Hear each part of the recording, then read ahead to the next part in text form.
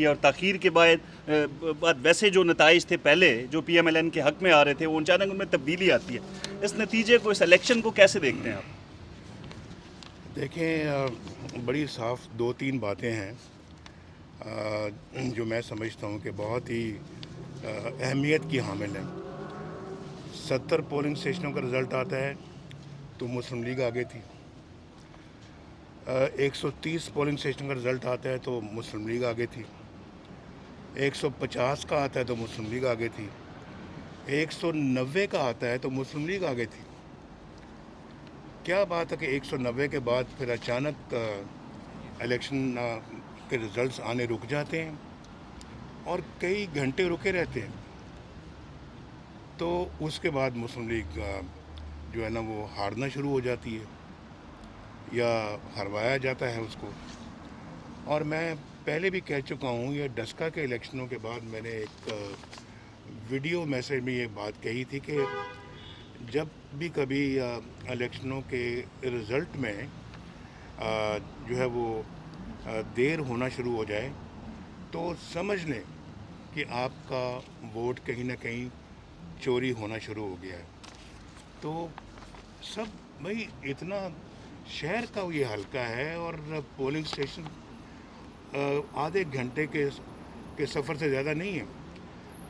جو دور سے دور بھی جو پولنگ اسٹیشن ہے وہ آدھے گھنٹے میں ریٹرننگ افسر کے دفتر میں وہ سٹاف پہنچ سکتا ہے. تو یہاں گھنٹوں کی دیر، یعنی 7 8 9 گھنٹے الیکشن رزلٹ نہیں آیا.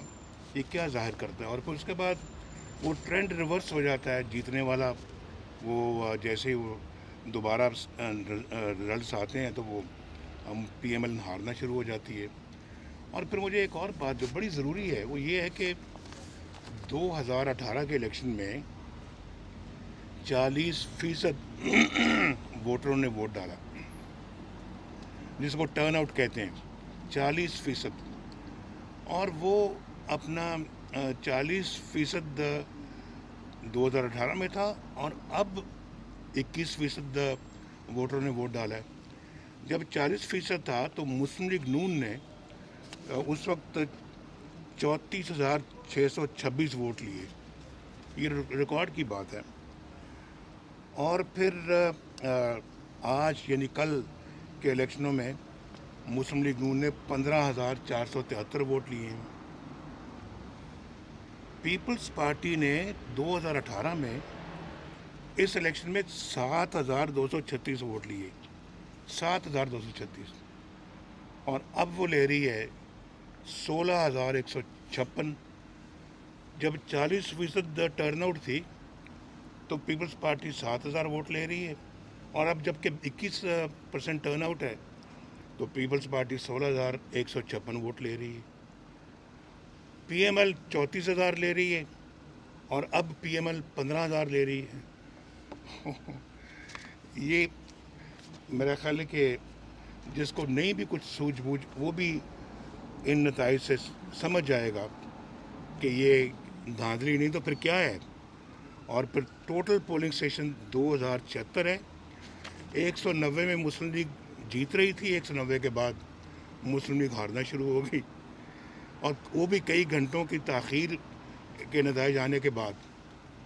تو میرا خیال ہے کہ یہ دو تین چیزیں جو ہے نا، یہ اس کے علاوہ جو باتیں وہ تو بے معنی ہے. بڑی جو معنی خیز باتیں یہ ہیں. کیا یہ آپ سمجھیں دھاندلی ہوئی ہے؟ پوری طرح سندھ حکومت کو استعمال کیا گیا ہے اور اس میں جو اس کی اب باقاعدہ الیکشن کمیشن کو انکوائری کرنی چاہیے کہ دھاندلی کس نے کی ہے.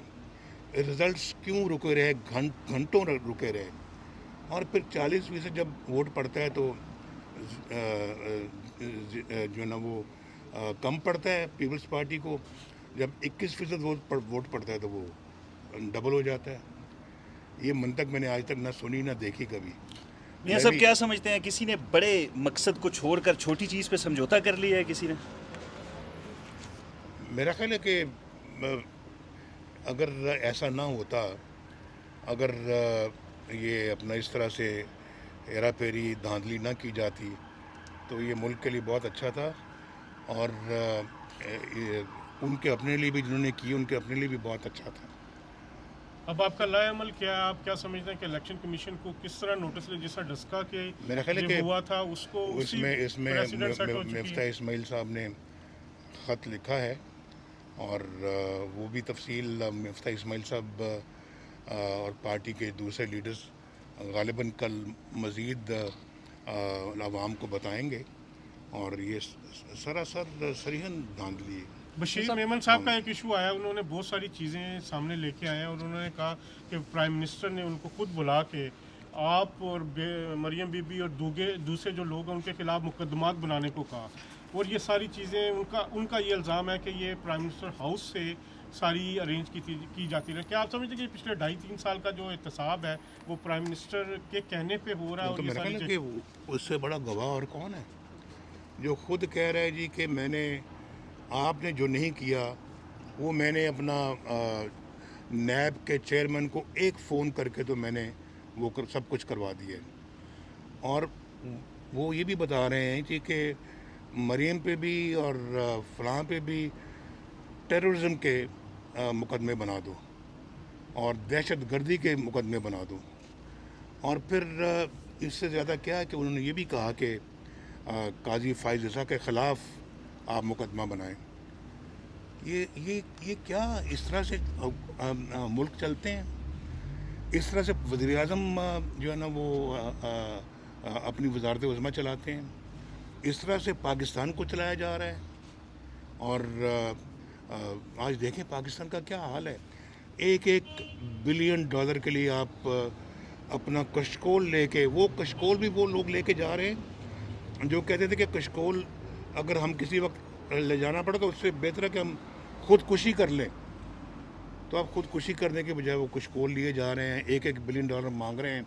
پاکستان کی عزت کو بیچ کے رکھ دیا ہے، داؤ پہ لگا دیا ہے، ملک کو برباد کر دیا ہے، اکانومی کو برباد کر دیا. لوگ بیچارے بھوکے پھر رہے ہیں، چینی کے لیے قطاروں کی قطاریں لگی ہوئی ہیں.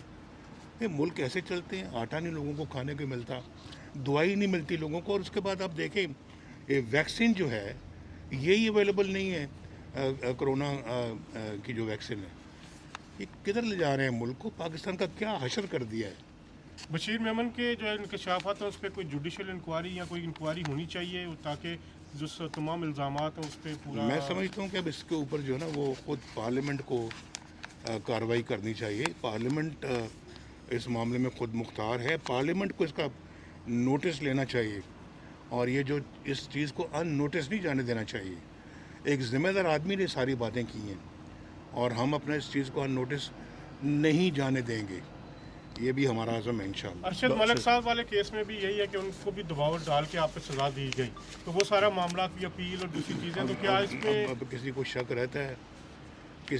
رہتا ہے کہ نواز شریف کو کیوں سزائیں دی گئی ہیں اور کیسے دی گئی ہیں اور کیسے یہ مقدمات بنائے گئے، اور صرف بیٹے سے تنخواہ نہ لینے پہ آپ نواز شریف کو جو ہے نا وہ وزارت عظمیٰ سے ہٹا رہے ہیں اور آپ اپنا جو ہے وہ سارے معاملات اسی طرح سے چلا رہے ہیں. ججوں کو انڈر پریشر کر کے آپ فیصلے لے رہے ہیں